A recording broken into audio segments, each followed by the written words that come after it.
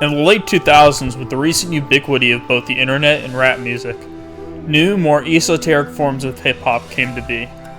Probably the most important subgenre to come out of this internet underground was cloud rap. Cloud rap is a style of hip-hop that focuses on atmosphere and usually has dreamlike, hypnotic beats. Styles of rapping are diverse, dominated by dirty south flows early on, and later branching out into trap flows and more melodic styles. Our story begins in 2006, with an oddball and true original arriving on the scene, Viper the Rapper. Viper released a series of albums that broke new ground in the latter half of the 2000s and essentially founded the cloud rap genre, with an unmistakable sound that combined ethereal samples with a lethargic vocal style and gangsta lyrics. He also introduced an essential aspect of cloud rap, the genre's inherent ties to meme culture. If you're a Viper fan, which maybe you are if you're watching this video, you likely haven't touched grass in at least 3 days. And that combination of genuine admiration and relentless shitposting also led to the rise of cloud rap's next star, Lil B. Lil B arrived in 2009 and from then on absolutely dominated the conversation in the first half of the 2010s. He did everything he could do as an artist. Trap, boom bap, chipmunk soul, jazzy conscious hip hop, shitpost novelties, new age, even power pop. His massive 34-song mixtape, God's Father, is generally considered the masterpiece of the genre, but his oceanic discography knows no shortage of gems. By the time he'd released God's Father in 2012, the cloud rap wave was in full swing. It saw its most commercially successful artist with A$AP Rocky, whose debut mixtape, Live Love A$AP, stands as one of the best rap projects of the decade, and the record that brought cloud rap to mainstream attention. The producer Clams Casino was also becoming a very big deal around this time by working with Lil B and Rocky and producing some of their best songs. Future experimental hip-hop star JPEG Mafia debuted with entries in the cloud rap scene. Even Soulja Boy dipped his toes in the cloud rap sound.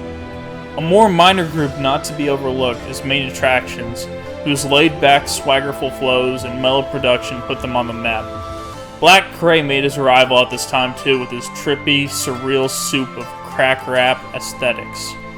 Space Ghost Perp also garnered a lot of buzz, but he was more indebted to lo-fi Memphis rap, although he was certainly cloud rap adjacent.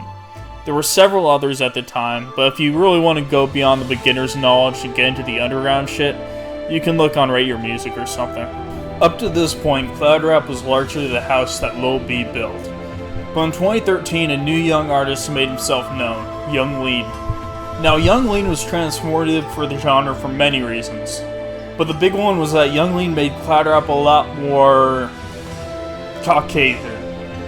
Now, you can argue that an artist like Viper had a primarily white audience to begin with, or that most rappers do nowadays, but in 2013 it just seemed that the new rappers who loomed largest over the scene were white. Bones comes to mind first, his dark and angsty synthesis of trap and cloud rap being the seed that would grow into emo rap a few years later. Mac Miller became the biggest success in the genre since A$AP Rocky, just as Rocky was reaching his commercial peak, and Yung Lean himself released his debut project, which became the blueprint for the second generation of cloud rappers. He established that cloud rap was a sad genre, apathetic, cold, yet sublime. Very soon Drain Gang would arrive, a 3-member music collective affiliated with Lean. They've mixed cloud rap, trap, alternative R&B, art pop, and the kind of icy melancholy that brings to mind the post-punk and gothic rock of the 80s. The breakout star of the group, Blady, basically has one of the most obsessive fan bases on the internet and has been memed into oblivion. Around this time, the trap influence really began to seep into the genre and stuck to it from then to today. Even if a rapper like Future didn't listen to cloud rap, the cloud rapper certainly set the stage for his druggy atmospherics. At this point, trap and cloud rap were inseparable. Trap's hi-hats and booming sub-bass influencing cloud rap, and cloud rap's hypnotic and ethereal qualities shaping trap. Chief Keef in particular ventured into new territory with this second wave cloud trap fusion.